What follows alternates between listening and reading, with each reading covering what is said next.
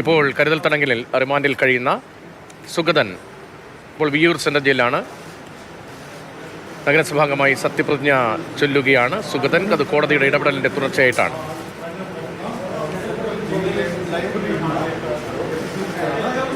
Mayor V Rajesh ഉൾപ്പെടെയുള്ളവരും അവിടെയുണ്ട്. Jail ഉദ്യോഗസ്ഥരും police ഉദ്യോഗസ്ഥരും. വി രാജേഷ് ഇപ്പോൾ അല്പസമയത്തിന് വിഷയം തുടരും.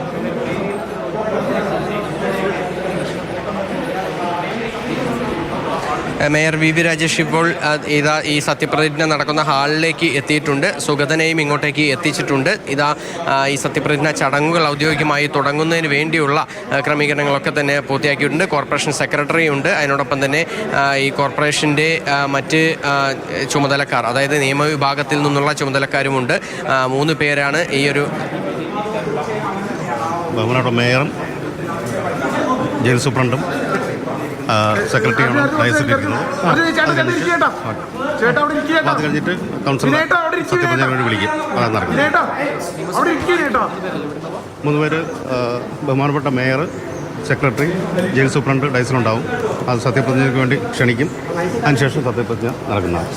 അതാണിപ്പോൾ വളരെ ചുരുങ്ങിയ സമയം കൊണ്ട്, അതായത് ഈ സത്യപ്രതിജ്ഞ ചടങ്ങുകൾ പൂർത്തിയാക്കുമെന്നുള്ളത് തന്നെയാണ് ഇപ്പോൾ കോർപ്പറേഷൻ സെക്രട്ടറിയുടെ ഒരു പ്രതികരണമായി വന്നിരിക്കുന്നത്. എന്തായാലും ഈ ഒരു തരത്തിലുമുള്ള മറ്റ് തടസ്സങ്ങളോ അല്ലെങ്കിൽ